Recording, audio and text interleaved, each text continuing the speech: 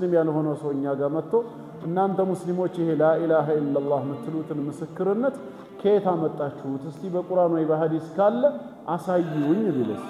ይሁን ሱረቱል በቀራ ላይ ወሚነ ናሲ መን የቁሉ አመና ቢላሂ ወቢልየውሚል አኺር ከሰዎች መካከል አሉ ይላል አላህ ጌታ። ምን የሆኑ ሰዎች? በአላህና በመጨረሻው ቀን አምነናል የሚሉ አሉ አለ። ግን ወማ ሁም ቢሙእሚኒን አማኞች አይደሉም ይላል። ሸሂደላህ አላህ ራሱ መሰከረ። ከማንም በፊት የላኢላሃ ኢላላህን ምስክርነት ከመላኢካ ከነቢያትም ከሙእሚኖችም በፊት የመሰከረው አላህ ራሱ። ለምን? ከአላህ ሌላ አላህ ኑሮ ሳይሆን የጉዳዩን እውነተኝነት ምን ያህል አጽንኦት ሊሰጠው እንደሚገባ ክብደቱን ለመግለጽ ነቢያችን ሰለላሁ ዐለይሂ ወሰለም ቡኒየል ኢስላሙ ዐላ ኸምሲን ብለው በአንድ ሐዲሳቸው ነግረውናል።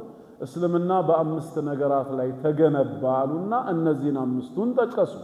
ጅብሪል ዐለይሂ ሰላምም እሳቸው ዘንድ የመጣ ጊዜ አኽቢርኒ ዐኒል ኢስላም ስለ ኢስላም ምንነት ንገረኝ ብሎ በጠየቃቸው ሰዓት እነዚህን አምስቱን ማዕዘናት ነው የነገሩት። ስለዚህ አርካኑል ኢስላም የኢስላም ማዕዘናቶች ስንት ናቸው ማለት ነው? አምስት ናቸው ማለት ነው። አሁን ለእያንዳንዱ ደግሞ ደሊል ልናይ ነው። ከየት እንዳመጣው ሸይኹ ማስረጃ ሊሰጠን ነው። ከአምስቱ ወደ መጀመሪያው እንመለስና ወደ ሸሃደተይን እንሂድ። ፈደሊሉ ሸሃደቲ አሉ ለሸሃዳው ማስረጃ አሉ ላኢላሃ ኢላላህ ብሎ አንድ ሙስሊም መመስከር እንዳለበት ምን ማስረጃ አለ?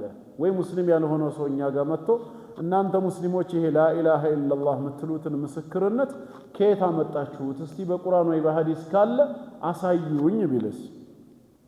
ስለዚህ ፈደሊል ማስረጃው አሉ አሸሃደቲ ለምስክርነቱ። ሸሃዳ ማለት ኦልሬዲ የመላስ ምስክርነት ማለት ብቻ አይደለም። አንድ ሰው ምስክር ሰጠ የሚባለው በልቡ ያመነበትን በአንደበቱ ሲመሰክር ነው። ውስጡ ካላመነበት ስለ ጉዳዩ በቂ ዕውቀት ከሌለው ዝም ብሎ በመላሱ ቢያወራ ሸሃዳ ተደርጎ አይወሰድም፣ የውሸት ነው የሚባለው። ለዚህ ማረጋገጫችን ሱረቱል ሙናፊቁን ላይ ጌታችን ስለ ሙናፊቆች ምንድነው ያለው? ኢዛ ጃአከል ሙናፊቁና ቃሉ ነሽሀዱ ኢነከ ለረሱሉላህ።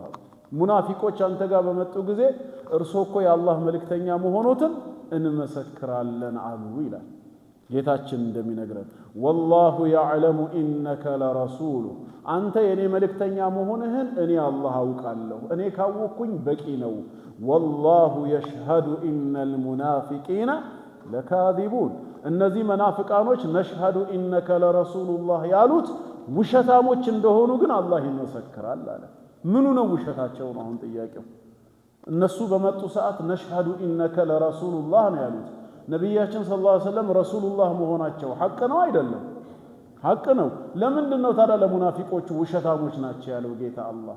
ውሸታም እንደሆኑ መሰክራለሁ ያለው ኢነከ ረሱሉላህ ማለታቸውን አልነበረም። ምኑ ነው ውሸቱ ሲባል ይሄ ንግግራቸው ምላስ ላይ ብቻ ነበር የነበረው፣ ወደ ውስጥ ገብቶ ልባቸው የዘለቀ ያመኑበት ጉዳይ አይደለም። ስለዚህ አንድ ሰው ያላመነበትን ነገር በአንደበቱ ቢናገርም ንግግሩ ብቻውን እውነት ስለሆነ ብቻ ሰውየው ትክክለኛ ነው ማለት አይደለም። በልቡ ካላመነ ሸሃዳ ተደርጎ አይወሰድም። እንዲሁም ሱረቱል በቀራ ላይ ወሚነ ናሲ መን የቁሉ አመና ቢላሂ ወቢልየውሚል አኺር ከሰዎች መካከል አሉ ይላል አላህ ጌታ። ምን የሆኑ ሰዎች? በአላህና በመጨረሻው ቀን አምነናል የሚሉ አሉ አለ። ግን ወማ ሁም ቢሙእሚኒን አማኞች አይደሉም እያለ ነው። የኛ ጥያቄ አንድ ሰው በአላህና በመጨረሻ ቀን አምኛለሁ ካለ ምኑ ነው አማኝ አይደለም የሚባለው? በአላህና በመጨረሻ ቀን ከማመን የበለጠ እምነት አለ እንዴ? የለም። በቃ አጠቃላይ የእምነት ሁሉ እኮ መሰረት የሚባሉት የዚህ ዓለም ጀማሪ በሆነው ጌታ በአላህ ማመንና የዚህ ዓለም ፍጻሜ በሆነው በአኺራ ማመን ነው። መን የቁሉ አመና ቢላሂ ወቢልየውሚል አኺር በአላህና በመጨረሻ ቀን አምነናል የሚሉ አሉ። አምነናል ካሉ ሙእሚኖች ነበሩ። ግን ወማ ሁም ቢሙእሚኒን ሙእሚኖች አይደሉም አለ አላህ። ለምንድን ነው ስንል እቺ አመና የምትለዋ መን የቁል የምትለዋ ላይ ብቻ የምትገደብ ነች። ቀውል ነው፣ ንግግር ነው እንጂ ከውስጥ የወጣ የፈነቀለ አይደለም። ከልባቸው ተረጋግተው የተቀበሉት አይደለም። ስለዚህ ሁሌም ኢማን ማለት ምላስ ብቻ የሚመሰክረው ሳይሆን ልብም እውነተኝነቱን አምኖ የተቀበለው መሆን አለበት። ሸሃዳ ብለን አሁንም እኛ ስናይ መስክር ስንል አንድ ሰው ምላስህ መናገሩ ብቻ አይደለም ውስጥህም አብሮ ሊያምንበት ይገባል እንጂ እሱማ ለጫወታም አንዳንድ ጊዜ ልማድ ሆኖባቸው ሙአዚኑ አዛን ሲያወጣ የሰፈራችን ካፊሮች አብረው አሽሃዱ አን ላ ኢላሃ ኢላላህ ይሉ አይደለም እንዴ? ሰለሙ ማለት ነው። በቃ ሸሃዳ ይዛቸዋል። ነው መስጊድ ግቡ ውዱእ አድርጉና ስገዱ አንላቸውም። እቺ ምላሳቸው ላይ ብቻ ያለች ነች። ምን እንደምትመሰክር ሸሃደተይኗ ማዕናው አልገባቸውም፣ በልባቸውም አምነው አልተቀበሉም። ሲድቅ ሊኖር ግድ ነው። ስለዚህ አሁን ፈደሊሉ ሸሃደት ላ ኢላሃ ኢላላህ ለሚለው ምስክርነታችን ከየት አገኛችሁ ቢባል ማስረጃችን ጌታ አላህ ሱረቱ አሊ ዒምራን ቁጥር 18 ላይ የነገረን ነው እንላቸዋለን። ምን አለ ጌታችን? ሸሂደ አላህ ራሱ መሰከረ አለ። ከማንም በፊት የላ ኢላሃ ኢላላህን ምስክርነት ከመላኢካ ከነቢያትም ከሙእሚኖችም በፊት የመሰከረው አላህ ራሱ ነው። ለምን? ከአላህ ሌላ አላህ ኑሮ ሳይሆን የጉዳዩን እውነተኝነት ምን ያህል አጽንኦት ሊሰጠው እንደሚገባ ክብደቱን ለመግለጽ ነው። አላህ ራሱ ነው የመሰከረው። ምን ብሎ?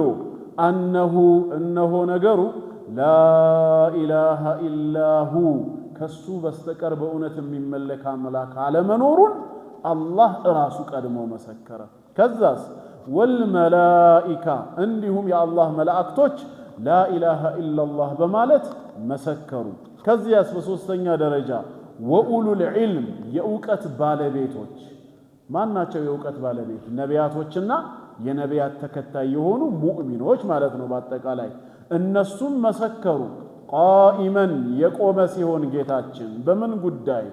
ቢልቅስጥ በፍትህ እችን ዓለም በፍትህ በማስተናበር በአድል በጀስቲስ በመምራት የቆመ ጌታ ሲሆን ላ ኢላሃ ኢላሁ ከሱ በስተቀር በእውነት የሚመለክ አምላክ አለመኖሩን እነሱም መስክረዋል።